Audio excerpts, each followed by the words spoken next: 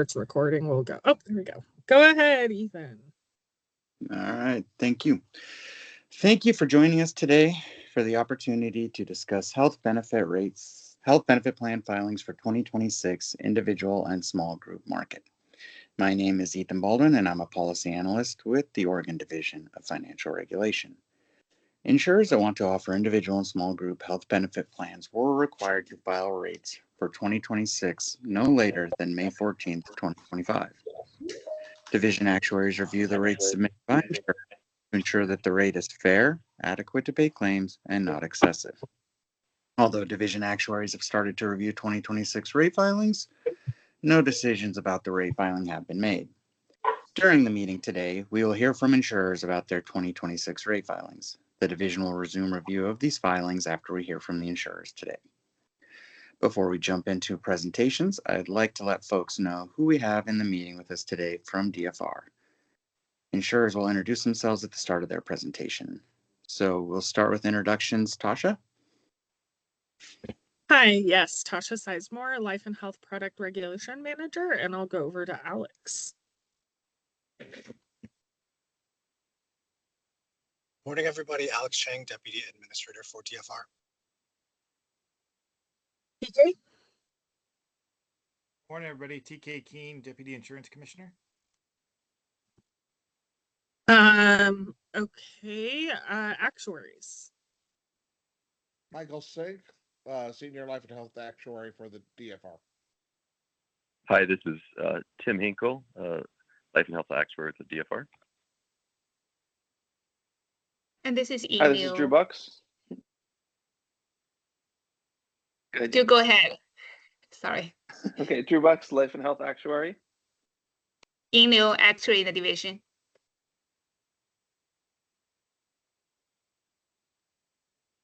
Okay, Hunter. I think you're the last one from DFR. Hunter McClure, Project Manager. And do we have, I think I saw Jason? Yeah, good morning. This is Jason Horton. I'm the Public Information Officer for the division. And Sean, did you want to introduce yourself? I'd be happy to. Good morning, everybody. This is Sean O'Day, Acting Director of DCBS. Thank you.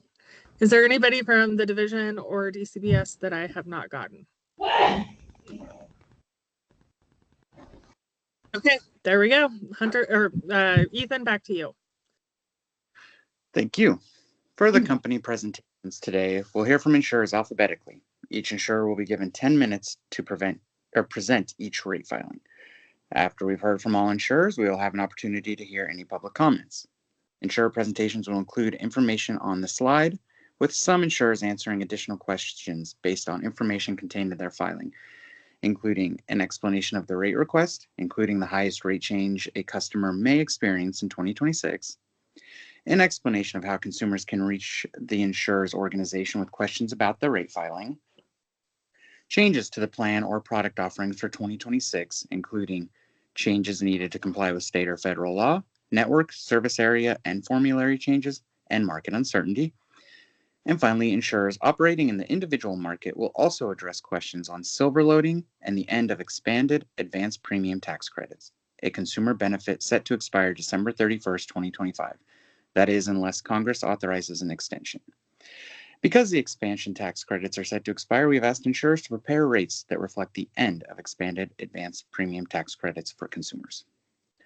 Now we'll jump into the company presentations, beginning with Bridgespan. So Bridgespan, please introduce yourself and begin your presentation.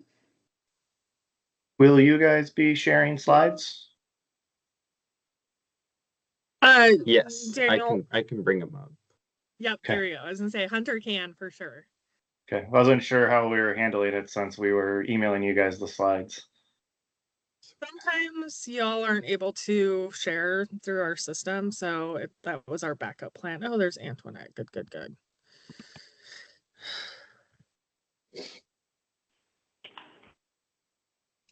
I'll wait for Hunter to share the slides to get started. All right. Good morning, and thank you for inviting me to speak today regarding Bridgespan's 2026 individual ACA rate filing. My name is Dan Bader, and I am an actuary employed by Cambia Health Solutions, the parent company of Bridgespan. I'm a member of the American Academy of Actuaries in good standing, and I'm a fellow of the Society of Actuaries. Go to the next slide, please. For 2026, Bridgespan's rate filing reflects an average increase of 12.6% and impacts approximately 200 individuals. The main driver of this average increase is the increasingly high prices for medical care and prescription drugs, along with the deterioration in the market average health from the expiration of the enhanced premium tax credits. Since individual ACA rates vary by age, plan selection, geographic location, and tobacco usage, the rate change range included in this rate filing goes from a minimum of 0.9% to a maximum of 17%. Viewing rates by rating area, Area 6 will see the largest area factor increase at 1.8%, while Area 3 will see the largest decrease at negative 6.4%. Area 3, consisting of Marion and counties, is an area where Bridgespan has recently experienced contracting challenges that has led to a network composition change, which is the primary driver to the 6% decrease in the area factor. In 2026, Bridgespan will continue to offer only standard plans. This rate filing does reflect a network naming change. The Real Value Network is now the Individual Value Network. While the name has changed, no other change occurred to the network.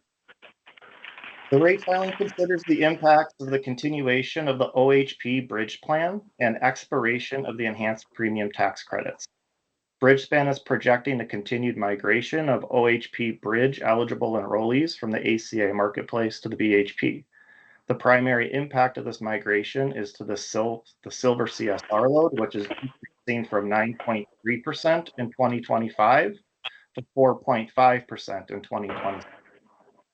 Regarding the expiration of the enhanced premium tax credits, Bridgespan is projecting a market contraction due to the loss of subsidies that help people afford coverage. And this enrollment loss will result in a less healthy market, since healthier individuals are assumed to drop coverage at a higher rate than sicker individuals. The assumed impact of this expiration is a 3% increase to market morbidity. Regarding the drug formulary, Bridgespan actively monitors and updates our formulary. However, any adjustments are not expected to materially impact 2026 costs or coverage. Additionally, the rate filing reflects the current laws and policies as of the filing date. If these laws and policies change, impacts could vary significantly and may require an update to the rate filing with permission, review, and approval from the state. At the federal level, Bridgespan is closely monitoring the reconciliation bill, which contains a number of items that impact the individual ACA market, such as appropriating CSR funding and the proposed marketplace integrity rules that were released this spring. Bridgespan expects the reconciliation bill to be finalized before 2026 rates are finalized and will engage with the state as necessary on potential rate impacts. Bridgespan is also monitoring evolving global trade policies, and this rate filing has no explicit impact from tariffs. At the state level, Bridgespan has indicated that there is uncertainty due to the ongoing legislative session. The rate filing includes commentary that based on the outcomes of the legislative session, the rates could be impacted by up to $25 per member per month and is driven by Senate Bill 28 and Senate Bill 535, with other bills having smaller incremental impacts. Finally, the filing documents included in this rate filing indicate that Bridgespan has seen a material reduction in mental and behavioral health spending in 2024. This reduction in health spending reflects the changing patterns from a small population and is not reflective of any policy changes within the organization. Bridgespan's mental and behavioral health policies are unchanged. Next slide. On this slide, you can see how you can contact with us at bridgespanhealth.com. This concludes my presentation. Thank you again for inviting me to speak. Thank you. Next, we'll go to HealthNet. Please introduce yourselves and we'll begin your presentation.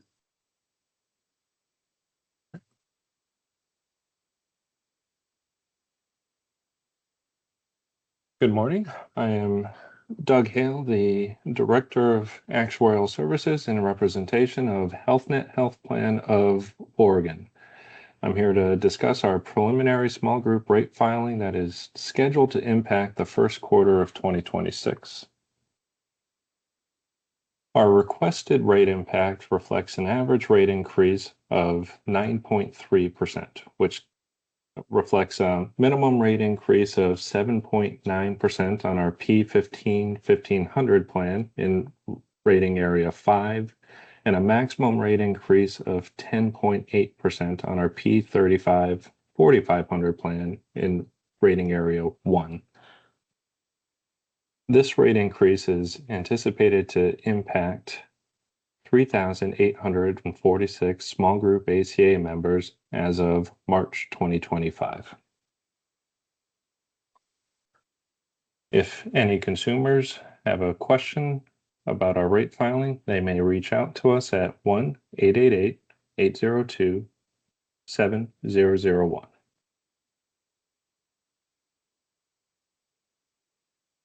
This rate filing includes the discontinuation of 4 plans: the P10-1500, the P10-3500, the P35-4500, and our HealthNet Gold plan that was designed to mimic the state's standard gold plan for 2025.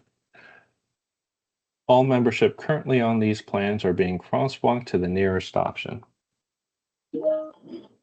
All other changes were to cost sharing levels were made to reflect the 2026 AV calculator, and we made small changes on the following 2 slides that I'll just scroll through.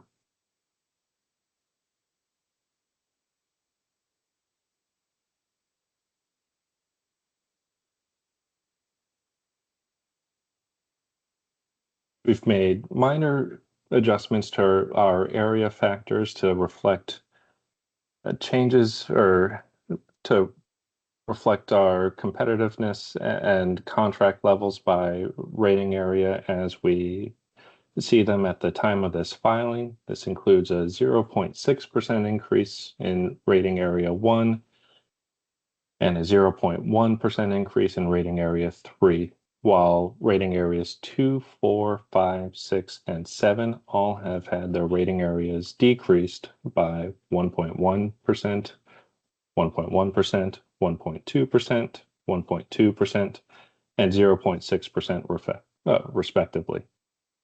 We're not making any changes to our network factors.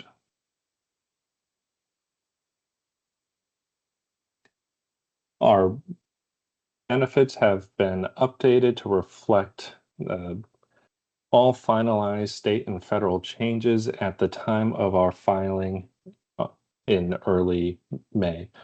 We are evaluating the pending filing change benefit or state legislature and potential federal changes, and will update our filing as needed. But all finalized changes have been reflected in our projected medical and pharmacy trend rates included in this filing. The only major formulary change at the time of this filing is shifting Paxlovid down to the preventive tier.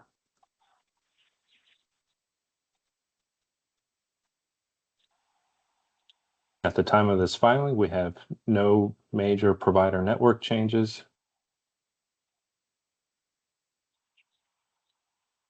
For 2022, the primary care spending report for HealthNet reflected that HealthNet did not meet the 12% spending goal.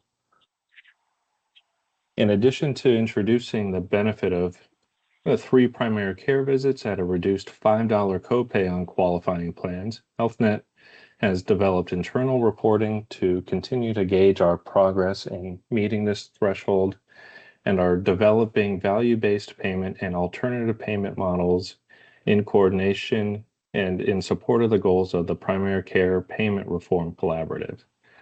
For 2024, HealthNet anticipates meeting the primary care spending target. At the time of this filing, HealthNet has not explicitly made any adjustments for federal changes, particularly due to tariffs.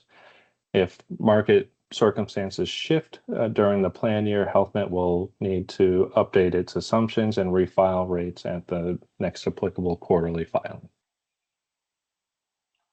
And this concludes the summary of our first quarter 2026 rate submission, and we thank you for the opportunity to discuss this filing. Thank you. Next, we'll go to Kaiser.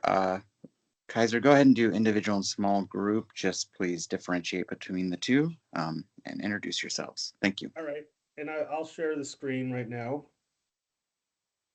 Please let me know if you can see this. We can. Okay, I'm David Liebert, Senior Director of Actuarial at Kaiser Foundation Health Plans of the Northwest, and I've got Kitty Yang with me, who is a Senior Associate Actuary, again with Kaiser Foundation Health Plans of the Northwest. And Kitty will be presenting individual, and then I will present small group afterwards.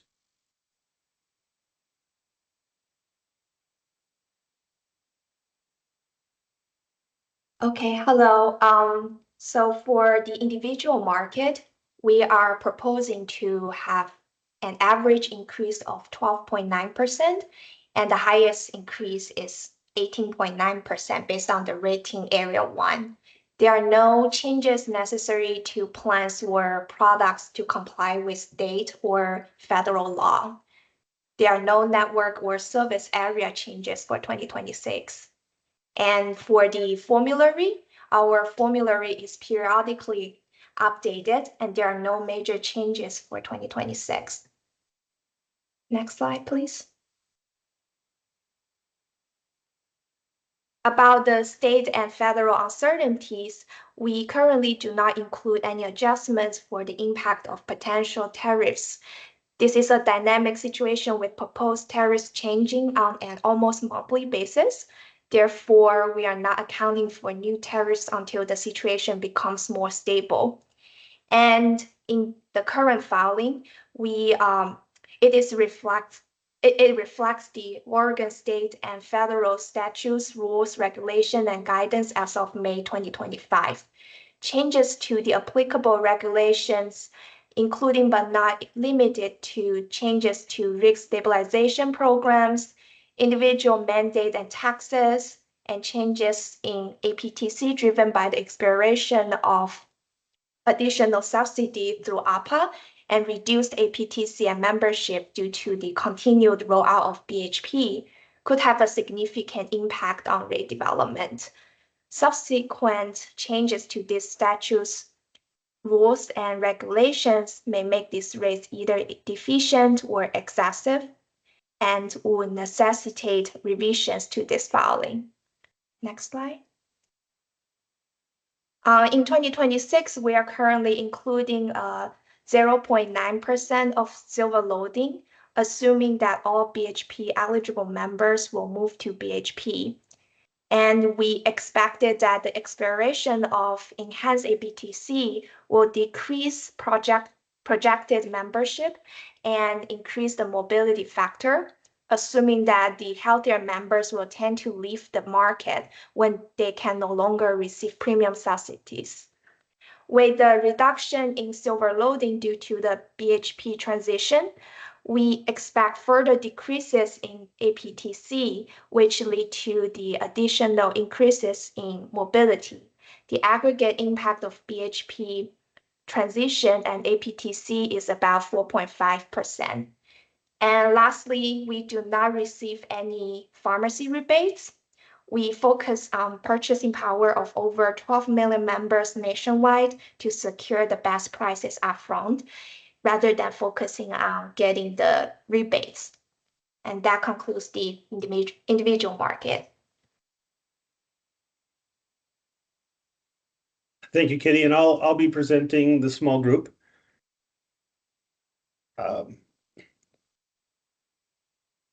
So our average rate change on the small group for Q1 is 6.6%, with the highest rate change of 8.5%. Rates do not vary by geographical area, and we have not changed geographic rating factors for 2026.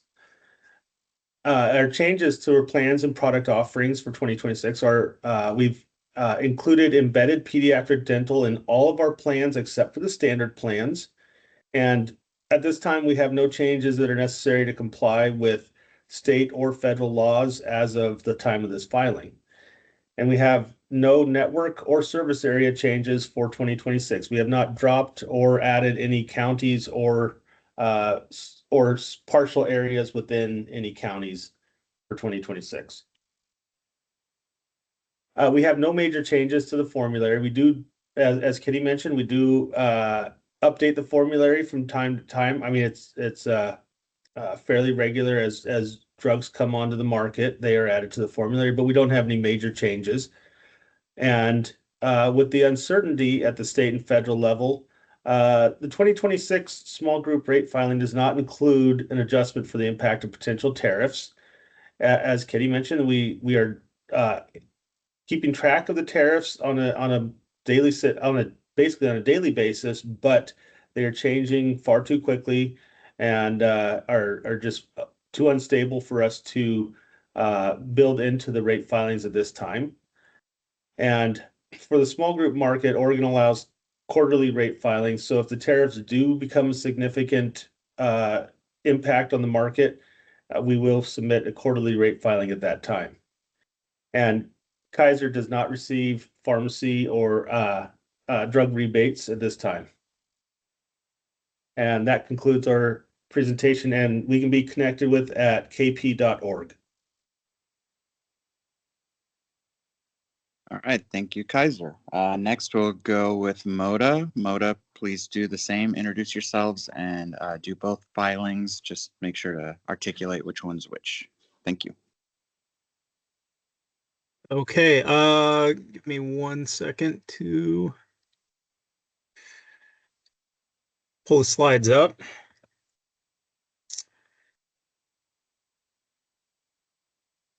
Can we see that? Yes. Yep. I'm getting a nod, yes. So let's see, let me go to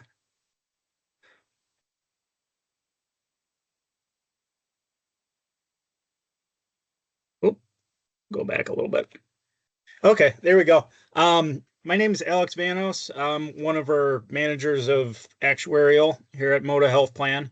And I oversee the team that prepares and submits our ACA rate filing. So I'm going to be walking you through both our individual and our small group rate filings today. So starting off with individual, so the overall average rate increase for this filing is 9.2%. The rate increase does not vary by rating area this year, and that's because we made some pretty significant network changes for 25. So we're still getting, we went from splitting the state between Beacon Affinity networks to just a statewide affinity network. So we're still monitoring all those changes, and so we'll probably have some changes in area factors reflect in actual versus expected differences next year. But right now we're going off assumptions since a lot of that's still new emerging experience. We do have some variance by plan. So you can see our minimum is 6.6 and our maximum is 11.4. So the couple of key drivers of that variance. So one is benefit changes that we need to do annually to meet AV requirements for metal levels. And that includes the Oregon standard plans. So some changes there. So we're reflecting those benefit changes in our pricing. And then the second kind of more impactful piece is we updated silver loading. And so the minimum rate increase of 6.6, that reflects our silver loading coming down, which I'll get into that a little bit more on an upcoming slide. So if we look at that 9.2% rate increase, most of that is trend. So our total trend for 25 into 26, that's 8.2. And then, so that's the year 2 trend in the rate filing. The year 1 trend, based on emerging experience, we brought that up 0.7% compared to what it was in last year's rate filing. So if you add those two together, that's 8.9 out of the 9.2% rate increase. Some other factors that all go into the rate filing is changes in experience, reinsurance and risk adjustment, and then also changes in non-claims expenses, including administrative expenses and taxes and fees. But all of those were relatively small, some up, some down, a lot of those roughly offsetting. Let's see. There we go. If anybody has questions about the rate filing or their benefits or their plans or anything Moda Health related, the best way is to navigate to our website, modahealth.com. And then across the top, you'll see a contact us. I've got a little screenshot here. That'll direct you to, then you'll see a customer service number, that 888 number that you see up on the screen. Okay, next looking at the product offering. So for 26, no significant changes to the product offering. So all the plans that we offered in 25, we're going to continue offering that statewide on the Affinity Network in 26. Some plans, including the standard plans, will see some slight benefit changes, which were needed to meet meta-level AV requirements. Nothing too impactful there. Some out-of-pocket max changes. We try to prioritize keeping deductibles, co-pays, and co-insurances, those first dollar benefits, the same to the extent we can. We do have one mid-year 25 formulary change that's set to take effect July 1st, and that impacts the 26 rate filing. So we're implementing a biosimilar first strategy for Stelara. So the Stelara biosimilars, which are newly available, those are getting added to the preferred tier. And then Stelara is going to move from preferred to non-preferred. And we've reflected this in the rate filing with a slightly lower pharmacy cost trend compared to the prior year's rate filing.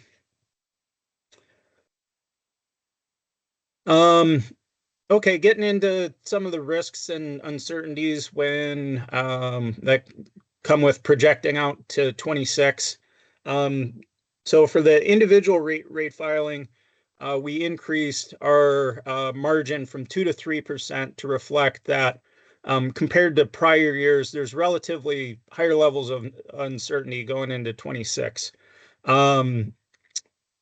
So going through that list, there's going to be, we expect to see continued enrollment shifts due to the OHP bridge plan, which was introduced in 25. We do have some data that we can leverage, but whether 26 is going to mirror 25 is unknown and introduces some uncertainty. We also have the enhanced advanced premium tax credits, the APTCs, ending at the end of 25. And so what that's going to mean for members and consumers is some increase in net premiums. And so that could result in changes in member behavior. We could see more carrier shifts. We could see more members that are with Moda buying down from richer benefit plans to leaner benefit plans. So that introduces some additional uncertainty. And then higher levels of federal uncertainty, in particular tariffs and their potential impact on medical and pharmacy costs. So we don't have an explicit factor for these three, but kind of in combination that influenced the decision to increase margin 1%. Looking at silver loading, so for 26, plans that are offered on exchange are loaded 5.3% to account for the cost of covering those cost share reduction payments.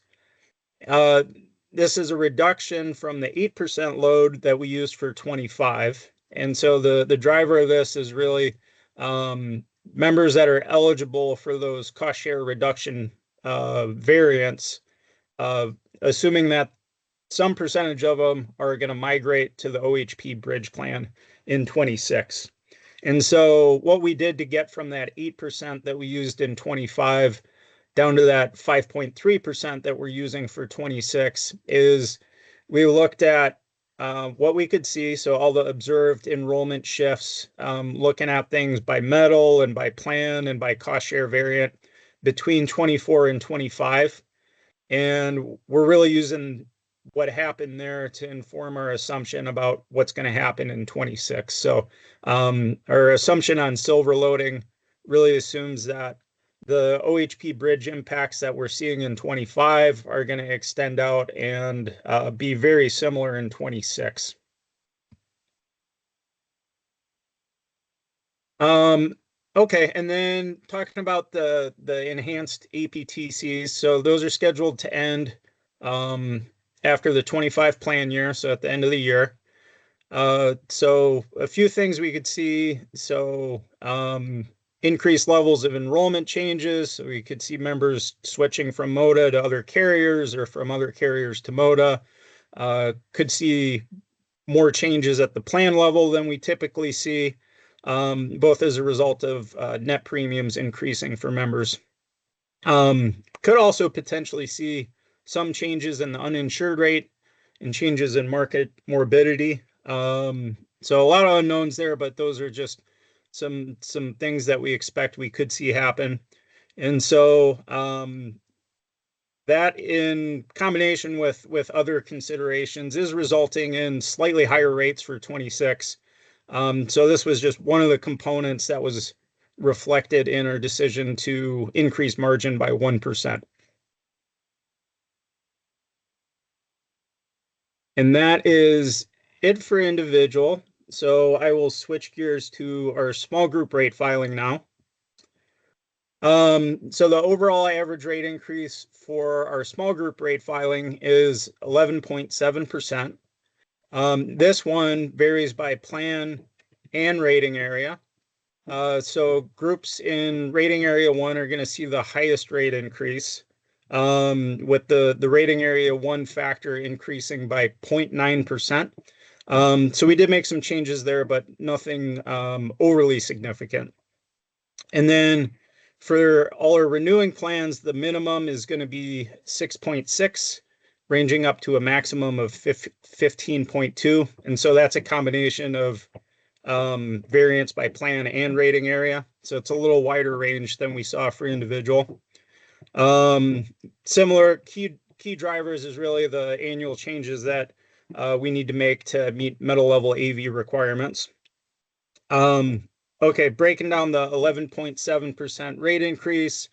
Not quite as much as individual, but a lot of that is trend. So if we look at the 25 to 26 total trend, we're projecting that to be 7.3%. We're also seeing emerging 25 experience a little higher than expected for this segment as well. So our 24 to 25 trend assumption, we increased that 0.3% versus what it was in last year's rate filing. And so the other less impactful factors that kind of bridge that gap from 7.6 up to 11.7, changes in experience and risk adjustment, and then changes in non-claims expenses, administrative expenses, and taxes and fees. And of those pieces, the experience for this segment was the biggest of those other factors. Shared this before, but just reiterating, modahealth.com, go there, navigate to the contact us at the top of the page, and you'll find a phone number where you can get in touch with somebody to answer any questions you might have.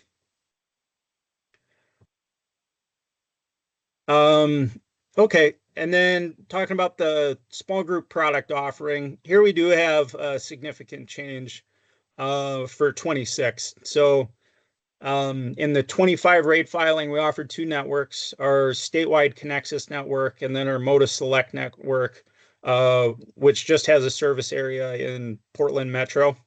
And so we made a decision to, all our Moda Select plans are going to be discontinued upon renewal in 26. Since we introduced this, enrollment in these plans has remained pretty low. So looking at current enrollment, it only affects about 1% of the current enrollment. So rather small impacts to the block. All of the Connexus plans are renewing in 26, so no disruption on that other 99% there. And then at renewal, all the Moda Select plans will be crosswalking those to the closest Connexus equivalent for 26, which there's a pretty good one-to-one matchup on pretty much all of those plans. And then aside from that, some plans, including the standard plans, are going to see some slight benefit changes, which we needed to make to meet those meta level AV requirements.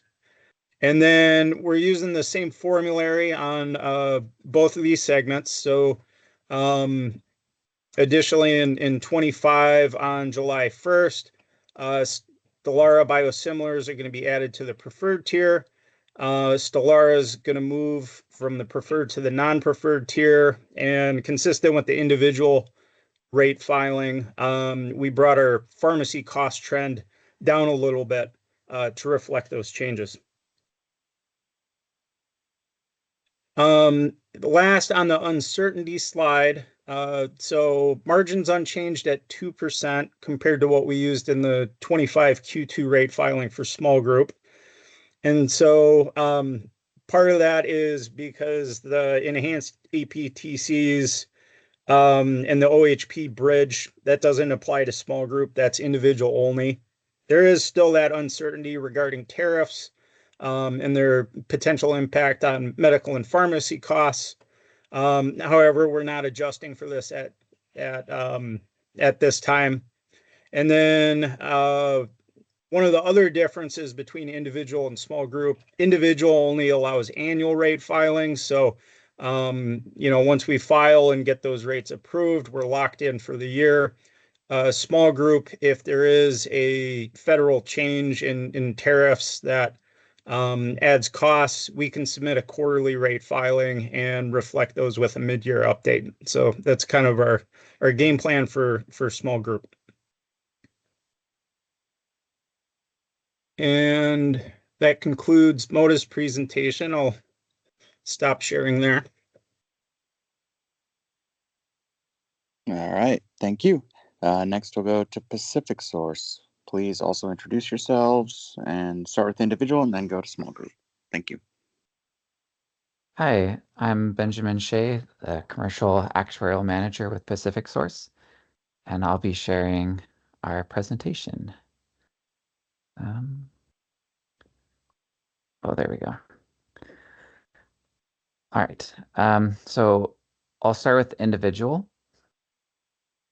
So for our rate increase, Pacific Source is requesting an average rate change of 3.9%, and the highest increase that a consumer might experience is 8.3%, and that would occur in rating area 1. We're introducing 3 new plans in the individual market, a core Silver 7500 and a similar off-exchange version of that plan, the Silver 7400, and then a Gold 3000 plan.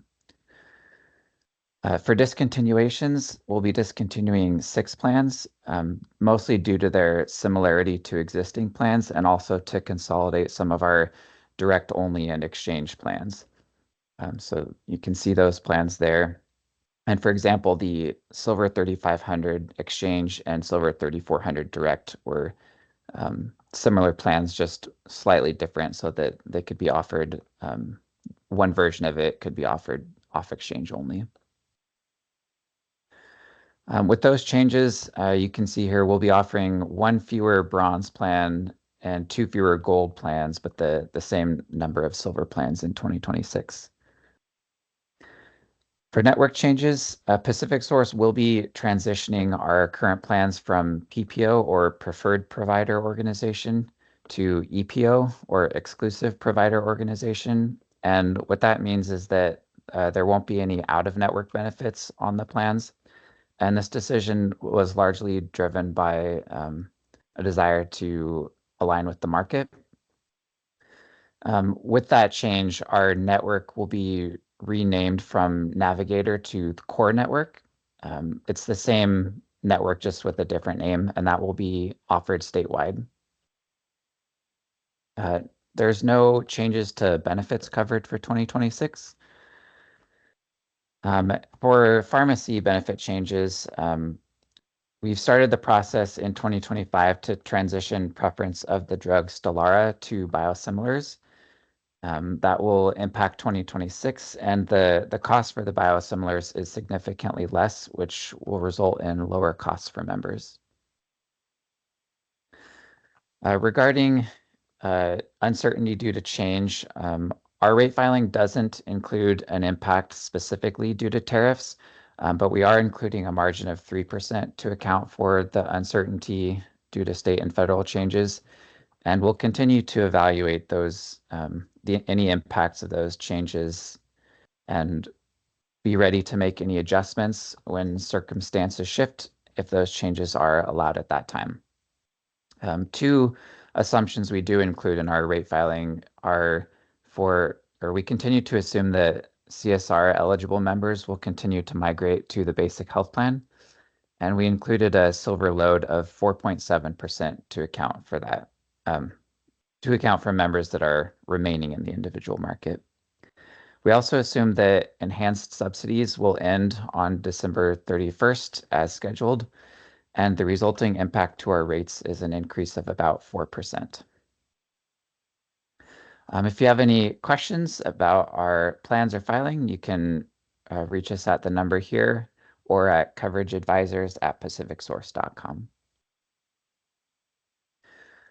Moving on to small group. For small group, we're requesting an average rate change of 5.1%, and the highest rate change that a consumer might experience is 11.2%, and that again is in rating area 1. We'll be adding 4 new plans for 2026. 2 of the plans are a replacement of our Silver 3500 plans, but with added adult vision coverage. And then we are discontinuing 4 plans.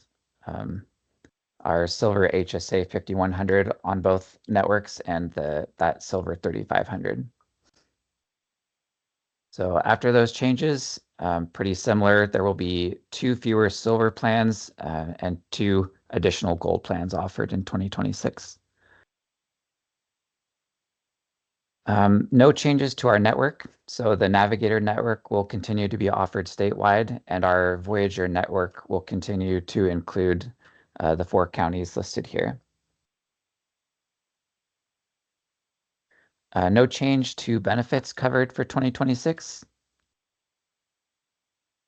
And the same pharmacy change for a small group with transitioning the drug Stelara to biosimilars will also impact small group.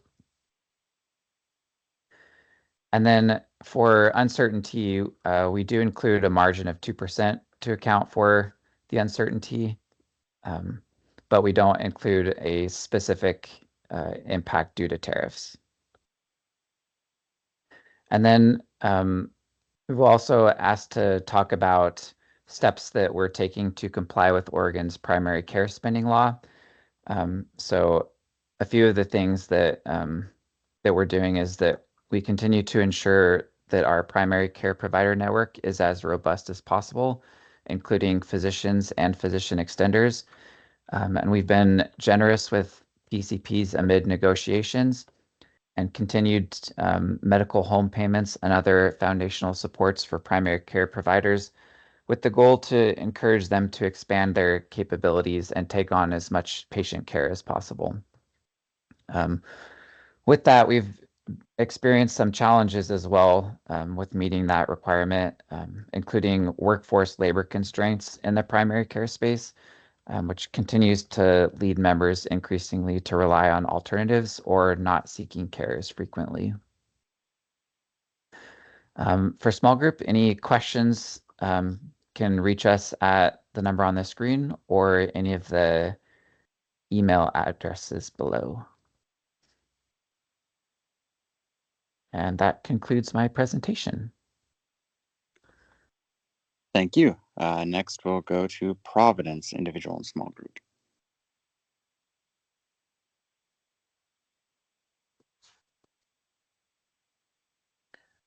Hello, thank you so much everyone for having us. My name is Shannon Drotning. I'm the market president for consumer, and thanks for having us today.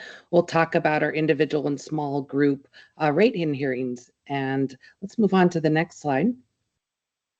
Just a quick introduction of your presenters today. The team today, we've got Scott Burton, our market president for commercial, myself, market president for consumer, and then Sean Gitt, our vice president of product development, and Kai Wu, our senior director of actuarial analytics.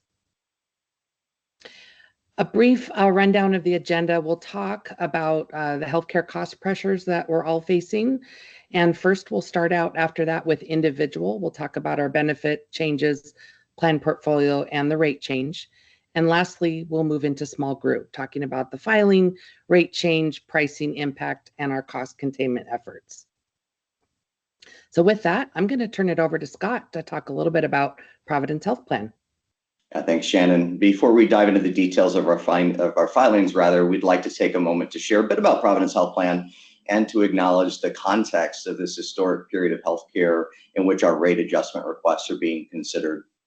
Providence Health Plan has been serving Oregonians statewide for 41 years, and we employ 1,500 caregivers. This is how we refer to our employees because we all strive to embody our promise. That is to know, to care for, and to ease the way of our members. Today, we serve approximately 500,000 members across Oregon, Washington, and California, and we operate as a not-for-profit health plan, targeting a 3% operating income designed to sustain our mission annually. Our caregivers work tirelessly every single day in service to our members, and as a result, we've been recognized by NCQA not only as a 4-star accredited health plan, but also as the top-rated PPO plan in Oregon since 2018. The Disease Management Purchasing Consortium has ranked PHP #1 in the Pacific Northwest for managing the top 5 chronic conditions. We were recently honored as the Portland Business Journal's healthiest large company employer for 2025. We operate as a 4-star Medicare plan. And finally, we were just recognized by J.D. Power as the #1 commercial health plan in the Northwest for member satisfaction. Our caregivers do this vital work, and we come before you today in the midst of historic healthcare cost pressures. Of note, we feel that there are a few elements that have application to our discussions today. First, on the left, hospital systems are experiencing a growing gap in costs versus Medicare and Medicaid reimbursement. As this analysis from the American Hospital Association reflects, from 2022 to 2024, inflation is dramatically outpacing the increases to Medicare reimbursements. This is creating a $100 billion gap in underpayments to providers nationwide. Additionally, the proposed cuts to Medicaid currently being considered in Washington would only serve to increase that pressure as a surge of charity care looms on the horizon, with potential Medicaid funding cuts reaching $880 billion or more in the next 10 years. So, how are hospital systems and providers trying to balance those budgets? The commercial cost shift is spiking. This is the practice of charging private insurance payers more for the exact same care to offset losses and reimbursements for Medicare, Medicaid, and charity care. According to an analysis by the Kaiser Family Foundation of the RAND Transparency Study, commercial inpatient costs have surged 50% since 2014. In comparison, Medicare is up 25% and Medicaid is up 20%. While all have increased, cost to commercial payers is up 2 to 1. Here in Oregon, as you can see, prices paid by private insurance for hospital care is 263% of those Medicare costs, more than 2.5 times among some of the highest in the nation, in fact. Bottom line, employers are subsidizing the system at increasing rates. It's not only the cost pressures, but also others, these cost pressures and others that face healthcare today. And Shannon has 2 additional dimensions we'd like to briefly highlight as we move into discussion on our filings. Shannon? Yeah, thank you so much, Scott. So first, let's take a look on the left. So on the left, we have some prescription cost data. On the right, we have medical trend. So starting on the left, the general prescription drug trends, we are seeing the highest jump in 3 years. So really, year-over-year increases jumping nearly 2 points from 23 to 24 when taking a look at prescription costs. On the right, the annual medical trend. The trend is increasing at the highest annual rate since 2012. Really, as we're all seeing, inflation pressures, the prescription drug pricing that we've been and spending that we've been talking about, as well as utilization of behavioral health services. And really, as we know, providers and hospitals are also seeking higher payments really to account for their higher costs. And as we all are experiencing, access to care in Oregon especially has been putting pressure on members trying to seek care. And really our mission here at Providence Health Plan is to continue providing that access across all of Oregon. And our rates really reflect that commitment. We have a unique ability to have insights into what providers are facing because we are part of a provider aligned plan, part of Providence Health Plan and the Providence system. So we really have firsthand knowledge that enable us to really develop our rates, looking long-term and into the future in a sustainable way, but that also is reflecting the true cost of healthcare. So now that we've kind of gone over a little bit about Providence and where the costs are coming from, I'd like to start out and we'll talk about individual. So myself, Sean, and Kai will be going through the individual filing. I want to start out just to show that, Providence Health Plan, we are mission driven. We are deeply rooted in our mission to serve the poor and vulnerable across the entire state of Oregon. We're a local nonprofit health plan. We have people that are living and working in the communities here in Oregon. And really proud to say that we are the only carrier to serve all counties in Oregon since the beginning of the Affordable Care Act. So I'm going to turn it over to Sean to talk about our benefits on individual. Great, thank you, Shannon. So I'll be reviewing the individual and family benefit modifications for 2026. First off, we've modified cost shares to adjust to the AV requirements per metal tier. We are moving to biosimilars for Humira and Stelara in mid-2025. Members on our Connect plans will have in-network cost shares for any in-network provider regardless of medical home affiliation, enhancing access and flexibility. And finally, we have made changes to our HSA plans to move from aggregate to embedded deductibles, which will improve access and affordability for members moving forward. With that, I will pass it over to Kai.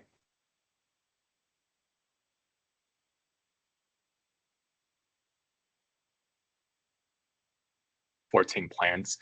So the same number is 2025. Out of the 14, we have 11 renewing plans, and out of that, 9 plans with benefit changes. We also have 3 plans mapped to new plans due to uniform modification rules, and the changes that we made are to ensure AV compliance. For 2026, we don't have any change to our network service area. All right, let's go over to the next slide. To cover the rate change for individual in 2026, we're requesting an average increase of 8.1%, and that includes a minimum of 0% change and a maximum of 15.5%. For 2026, we are expecting to cover 40,000 members. Really, the drivers for the rate increase are coming from the cost of medical care and prescription drugs trend. Regarding the uncertainties, while there are many uncertainties that are out there related to legislation and also the tariffs, we did not build in any explicit adjustments related to those uncertainties. We do expect that the margin that we have embedded in the rates will help mitigate those. But in the events that any changes around tariff, for example, are expected to be material on healthcare expenses, we will be working with the state on a potential update. And for silver loading and assumptions that we made related to the expiration of enhanced advanced premium tax credit, our silver load for 2026 is at 5.5%, which is lower compared to the 10.3% in 2025. This is mainly driven by the continued migration of BHP members who are on the cost share reduction plans. We would expect that migration to continue into 2026. And related to the expiration of premium tax credit, we adjusted our rates higher to account for the higher mobility with the loss of those membership. All right, that wraps up our individual section, and I'll turn it over to Scott to start our small group presentation. Great, thanks, Kai. So reviewing the benefit modifications for 2026 small group, as with individual, we've adjusted the cost shares to maintain AV requirements per metal tier, including the increase of the HSA minimum deductible to $1,700. We're moving to biosimilars for Humira and Stelara, again, mid-2025.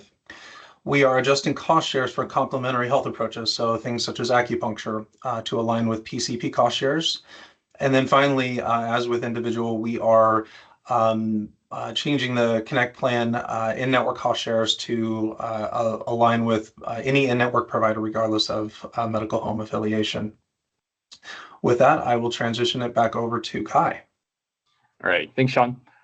For small group portfolio in 2026, we have 32 plans, which is down from the 39 plans that we currently have in 2025.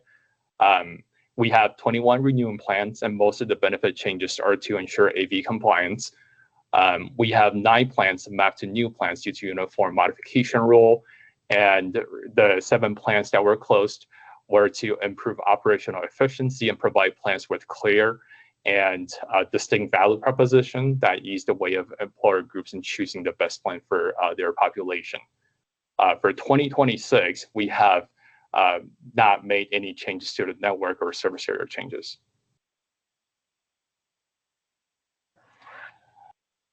For 2026, our average increase is 21.5%, with a minimum of 11.8% and a maximum of 35.5%. We will see the highest rate change for all areas except for Area 2, which we reduced the area factor by 3% to align with the underlying cost to provide care in those regions. Our current enrollment is at 38,000 members and roughly 4,400,000 groups. Really, the driver for the rate increase is due to the rising cost of medical care and also the drug coverage, Shannon and Scott has covered in the prior slides.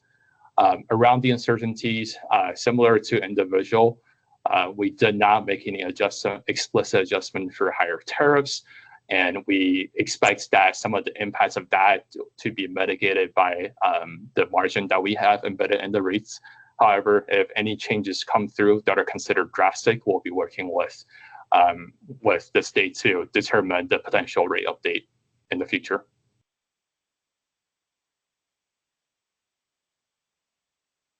Then back to Sean for initiatives we're taking to address the rising cost for healthcare. Thank you, Kai.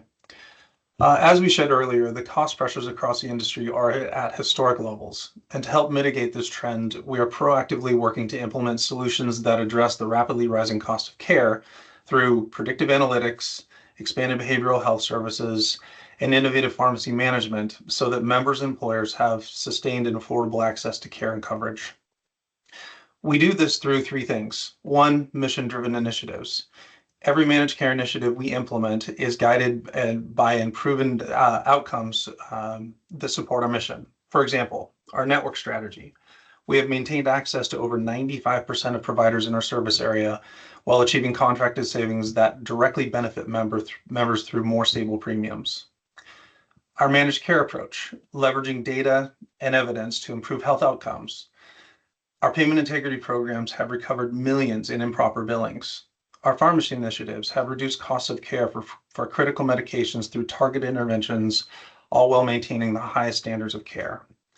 And finally, targeted interventions, optimizing prior authorizations to deliver the highest clinical value without unnecessary administrative barriers or member frustration. We process about 50,000 authorizations each year. On average, turnaround time for those requests is 27 hours, with expedited requests in as fast as 12 hours. This is significantly faster than industry standards, with some of those turnaround times being up to 14 days. This rapid turnaround time reflects our dedication to ensuring that the prior authorization process never becomes a barrier to necessary care. Through these and other interventions, Providence Health Plan is saving millions in unnecessary care. By passing the savings through to members and employers, we're helping to mitigate the cost shift trend being observed nationally and ensuring that robust coverage here in Oregon remains sustainable. With that concludes our presentation for today. Thank you for the opportunity to present our 2026 rate filings for individual and family and small group. Thank you. Next, we'll go to Regions, individual and small group.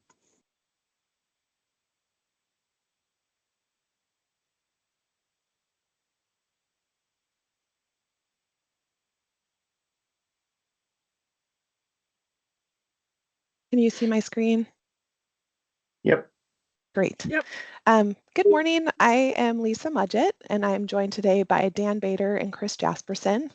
The three of us are fellows of the Society of Actuaries and members of the American Academy of Actuaries in good standing.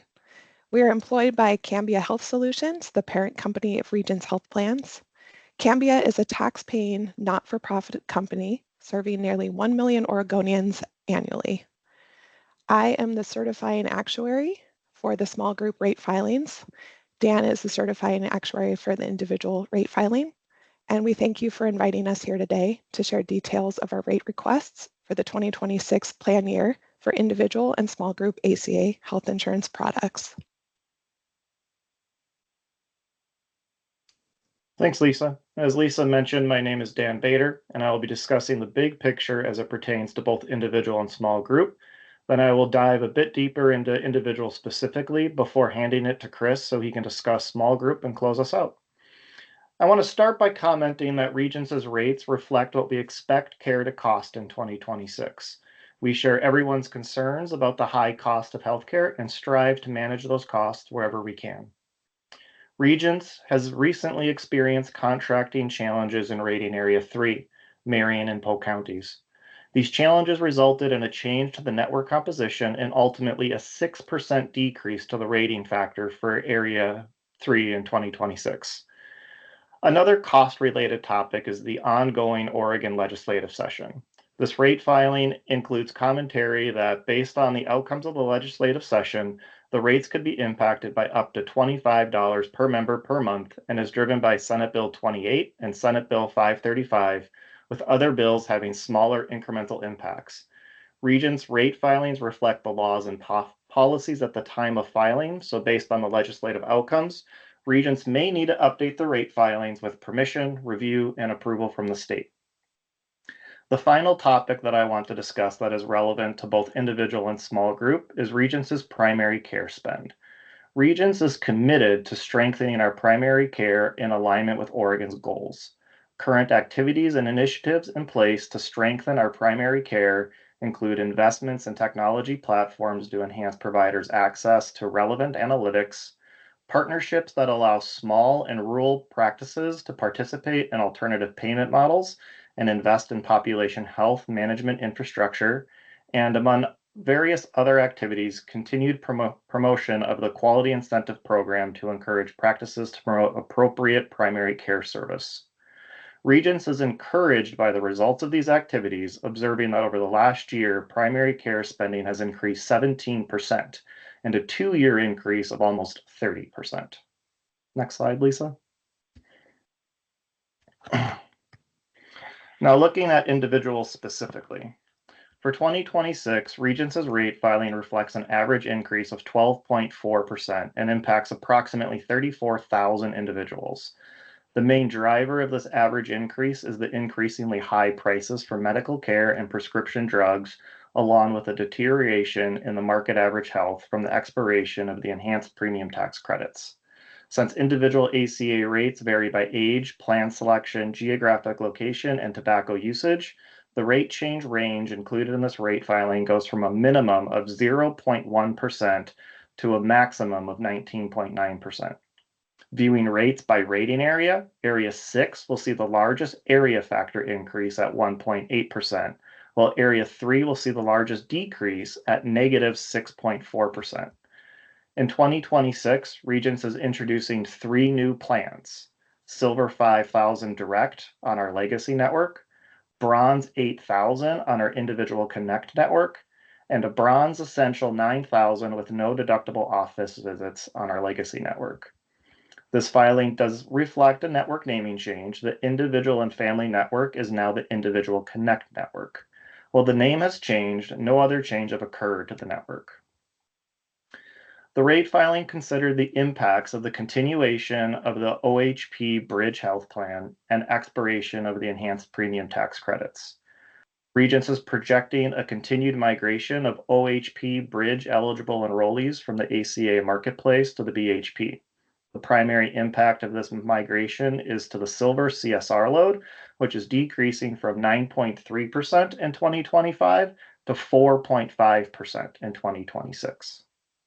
Regarding the expiration of the enhanced premium tax credits, Regence is projecting a market contraction due to the loss of subsidies that help people afford coverage, and this enrollment loss will result in a less healthy market since healthier individuals are assumed to drop coverage at a higher rate than sicker individuals. The assumed impact of this expiration is a 3% increase to the market morbidity. Regarding the drug formulary, Regence actively monitors and updates our formulary. However, any adjustments are not expected to materially impact 2026 cost or coverage. Additionally, this rate filing reflects the current laws and policies as of the filing date. If these laws and policies change, impacts could vary significantly and may require an update to the rate filing with permission, review, and approval from the state. At the federal level, Regence is closely monitoring the federal reconciliation bill, which contains a number of items that impact the individual ACA market, such as appropriating CSR funding and the proposed marketplace integrity rules that were released this spring. Regence expects the reconciliation bill to be finalized before 2026 rates are finalized and will engage with the state as necessary on potential rate impacts. Regence is also monitoring evolving global trade policies, and this rate filing has no explicit impact from tariffs. I'll now hand it off to Chris, and we can move to the next slide, Lisa. Thanks, Dan. For the small group market, we filed an average rate change request of a little over 7%. This will affect a bit over 50,000 members. This rate change varies by plan and rating area from about -2% up to a little over 13%. As Dan mentioned, the main drivers of this change are keeping up with the high and increasing costs of medical care and prescription drug trend. While the small group market doesn't have quite as much of the federal and state uncertainty, there's still a fair bit. We did not make an explicit adjustment in small group to reflect the uncertainty around tariffs. Similarly, there were no product or network changes for our small group plans. And then there were the formulary changes that Dan discussed. And That's going to do it for our small group plans. The next slide shows how you can contact Regions.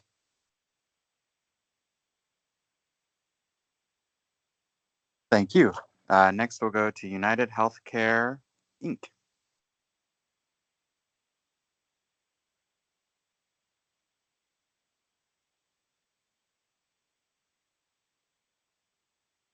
Good morning, everyone. My name is Bill Chang. I'm the state actuary for United Healthcare.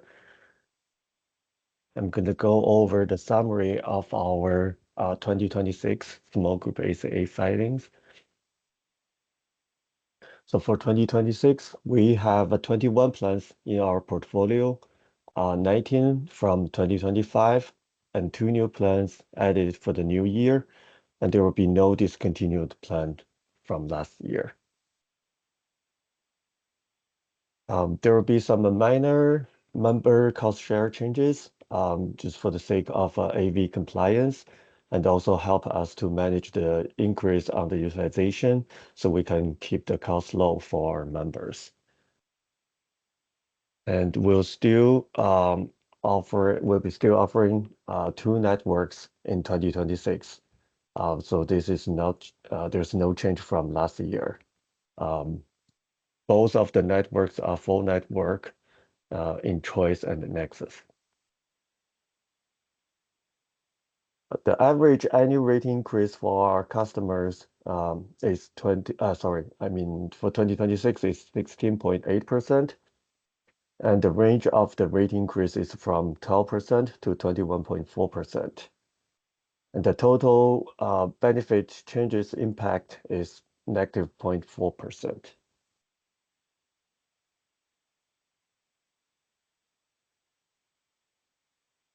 The quarterly pricing trend for 2026 is 2.4%, which translates to an annual trend of 10.4%. And this filing will affect 8,711 members as of March 2025.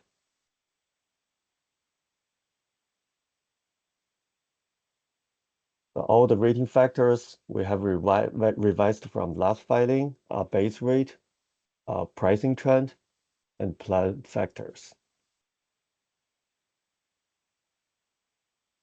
You can find our contact information on our website, uhc.com. That's it for the UHC, UHIC entity.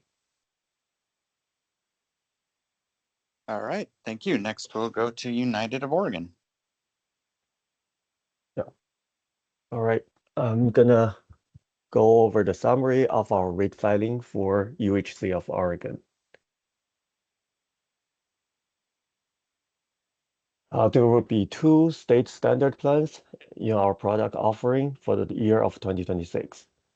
They are standard bronze and standard silver. Both of the plans are continuing from 2025, and there will be no new plans for 2026 or discontinued plan from 2025. The average rate increase for 2026 is 19.8%, range from 18.3% to 21.4%.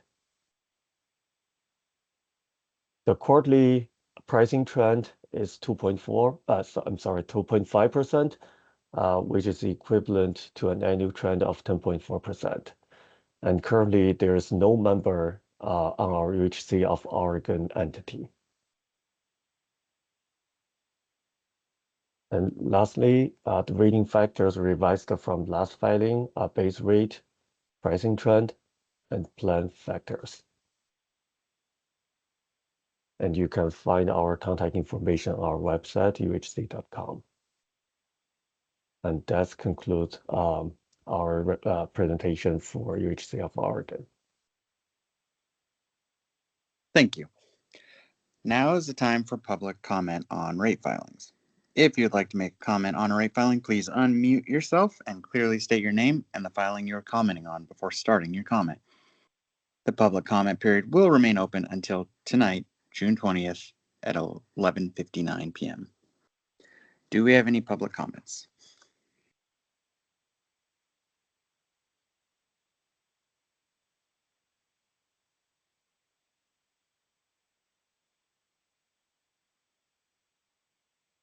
I'm not seeing any. So unless I'm missing some, I will hand it over to Tasha to discuss next steps. Thanks, Ethan. After today's meeting, the division will continue to review the rate filings, consumer comments, and information shared today to make our preliminary decision. The preliminary decisions will be posted to our website. We also have a second meeting scheduled for July 18th, 2025, and that will be the division's opportunity to discuss the rate decision made by the division and explain why certain decisions were made. During the second meeting, division actuaries will lead the discussion, sharing information considered for each filing.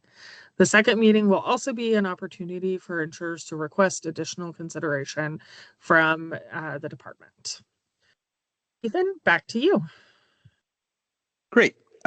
We do have additional resources. Division Help for Insurance Consumers is available after rate filings are closed and the products are in the market. Division consumer advocates handle complaints and questions from Oregon consumers who are experiencing difficulties with insurers and insurance products regulated by the division.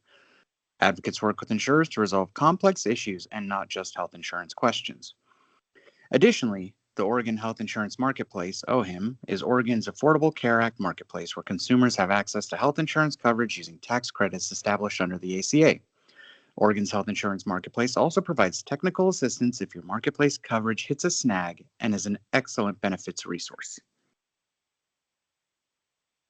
Okay, as we wrap up today's hearing, I'd like to thank division actuaries, Michael, Ing, Tim, and Drew, our MC and policy support, Ethan, our project management support, Hunter, our health intake analyst, Mary Ellen Hayes, the division and agency executive support, Yasmin and Amy, and Keith Turner and Steve Koyman for their continued rate review project management support and experience.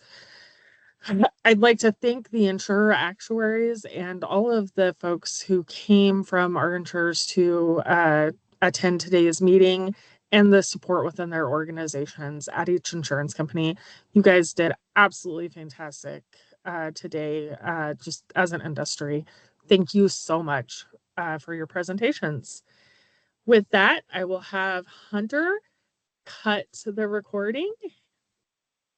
Tasha, we Thank did you. have one question. Yes. Laura Beagle asked, when do you expect to release your decisions prior to the next meeting in July? Oh, I knew somebody was going to ask that. Laura, I am not 100% sure. I was going to put something in about like a week before what was our goal being the date to release the preliminary decisions. So I would expect them like a couple of days to a week before the next meeting in July.